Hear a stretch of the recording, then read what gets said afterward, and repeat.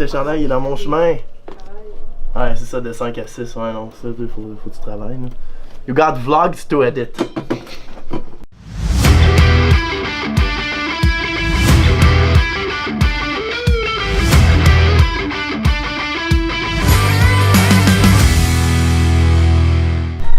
Salut vlog, cette semaine c'est l'Halloween, puis Jacob il est pas là, donc j'ai eu domicile dans son bureau. Le chandail il est dans mon chemin. Ouais, c'est ça, de 5 à 6, ouais, non, ça, faut que tu travailles. You got vlogs to edit. You got stuff to do. Oh, aïe aïe, bon. Cette semaine, puis la semaine prochaine, Jacob est pas là.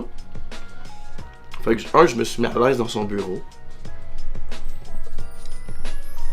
En fait, là, dans le fond, ce qui arrive, c'est que Jacob m'a demandé de faire un workout pour le vlog. Le problème, c'est que depuis 12 semaines maintenant, je m'entraîne plus en powerlifting.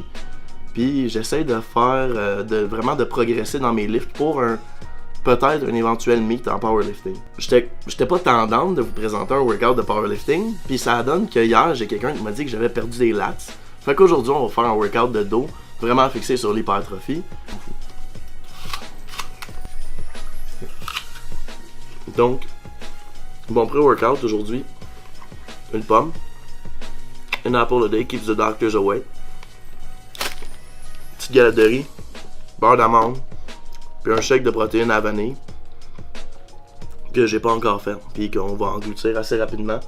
Après ça, on va aller faire le workout, puis je vais tout vous expliquer en fait qu'est-ce que je fais dans les exercices, pourquoi je les fais, mais aussi surtout c'est quoi le thinking qu'il y a derrière mes exercices, puis pourquoi je les fais comme ça.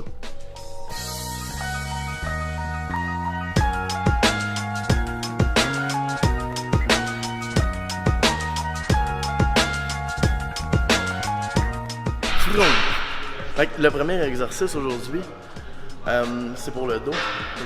L'emphase principale du workout, ça va être sur les lats, évidemment. Je peux pas faire 1 heure de lats, c'est sûr que non. Donc l'emphase principale va être sur les lats. Le premier exercice, c'est des chin-ups dans une grip de semi-supination. Personnellement, c'est la grip que je préfère parce que c'est la grip qui me permet d'avoir la meilleure mobilité au niveau du poignet. Comme ça, j'ai pas de douleur au poignet, pas de douleur au petit doigt. J'ai pas ma main qui cherche à torquer dans l'autre sens, comme ça ici. Puis, c'est la grip qui me permet de sentir le mieux dans mes lats. Prise neutre, j'ai un petit peu plus de misère. Puis, pronation, je le garde pour d'autres phases d'entraînement. Puis, pour mes entraînements, plus de powerlifting, vu que c'est ça que je fais en ce moment. Sinon, à part de ça, on va faire 4 séries, maximum de répétitions, histoire d'envoyer le maximum de sang possible dans le lat. Puis, sur les 2 dernières séries, quand on va finir, on va faire un maximum d'abaissement, juste l'abaissement de la scapula, sans venir compléter le chin-up, juste histoire de créer une petite surcharge là, à ce niveau-là.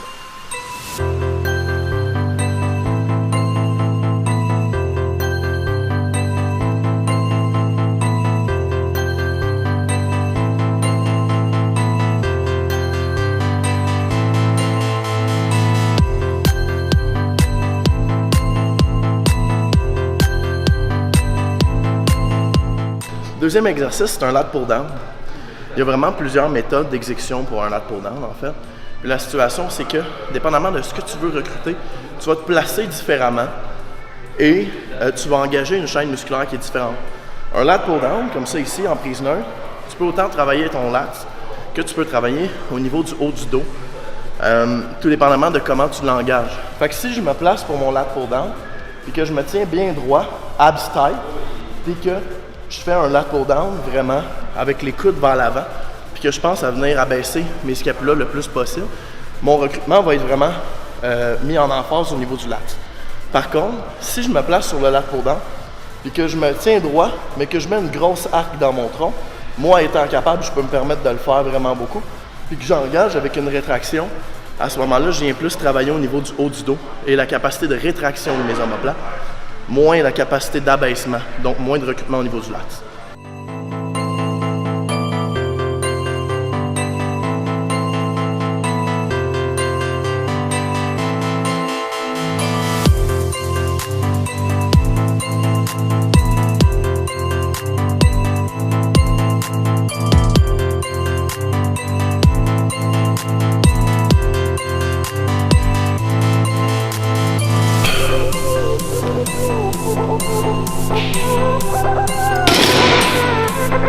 malheureusement, je fais pas mes curls avec les sandales. On pensait. En fait, ce que je suis en train de préparer, c'est la variation que moi je préfère d'un face pull. Personnellement, c'est un exercice que j'adore, mais j'ai de la misère à le sentir parce que je mets assez lourd pour que j'aie beaucoup de momentum dans mon mouvement. Puis ça, c'est un des meilleurs moyens que j'ai trouvé de couper le momentum le plus possible.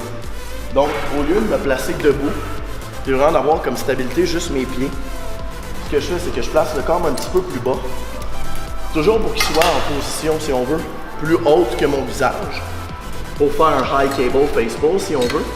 Sauf que la manière que je viens me placer, c'est que je viens me mettre face à un banc comme ça ici,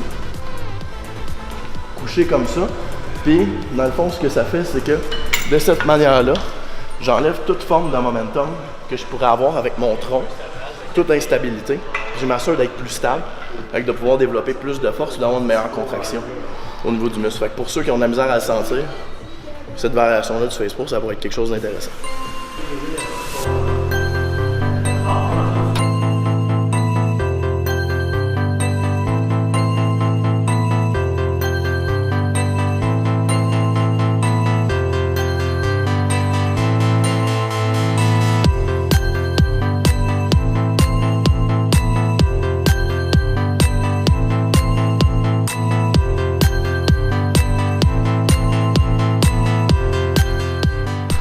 Donc, je finis mon workout avec un drop set mécanique au machine row que je me suis inspiré beaucoup de Cassie Manson de N1 Education.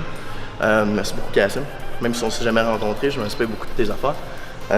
Au niveau du machine row, la seule différence, c'est que lui, son machine row qu'il utilise, c'est un machine row hammer strength. Donc, il est différent. Il est plate loaded, si je me rappelle bien, ce qui est différent d'un cable loaded. Dans le cas-ci de la machine, ce qui arrive, c'est que si une machine n'est pas faite pour vous, vous ne pouvez pas changer la machine.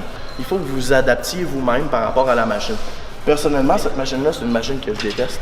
Je la sens pas, peu importe ce que je fais. Du dos, du haut du dos, du lat, peu importe ce que j'essaie de faire, je la sens pas. Par contre, ce que je peux faire, c'est que je peux me mobiliser moi par rapport à la machine pour bien la sentir. Fait que ce qu'on va faire, c'est qu'on va regarder la machine, comment elle réagit.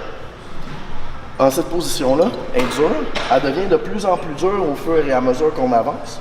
Et du moment qu'on arrive environ à ce point ici, elle commence tranquillement, pas vite, à devenir plus facile, mais pas vraiment, pas beaucoup, tu sais, juste un petit peu.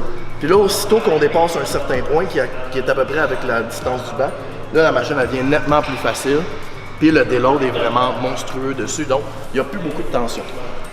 Donc, le drop set mécanique, ce qu'on va faire, c'est qu'on va se mobiliser soi-même de façon à ce qu'on puisse surcharger toutes les différentes zones de la courbe de force.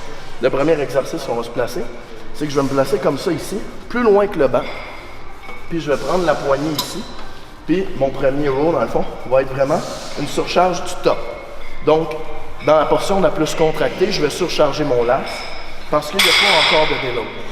Une fois que ça c'est fait, ce que je vais faire, c'est que je vais prendre la poignée ici, et je vais venir le chercher comme ça ici. Plus gros déload dans le top, puisqu'on est déjà fatigué, mais très très loadé dans le top du mouvement. Donc, on surcharge la partie qui a été tirée. Et ensuite de ça, pour finir, ce que je vais faire, c'est que je vais venir me mettre à genoux ici, me tenir fermement après le banc pour avoir le plus de stabilité possible, et venir finir mes rows de cette façon-là pour avoir une grosse décharge au top, et vraiment surcharger le milieu de la courbe de force, le milieu du mouvement, pour avoir, là, évidemment, le plus d'hypertrophie possible. On parle d'hypertrophie sarcoplasmique en ce moment, on va parler de beaucoup de volume, beaucoup de répétitions, puis vraiment, là, une surcharge de toutes les courbes de force.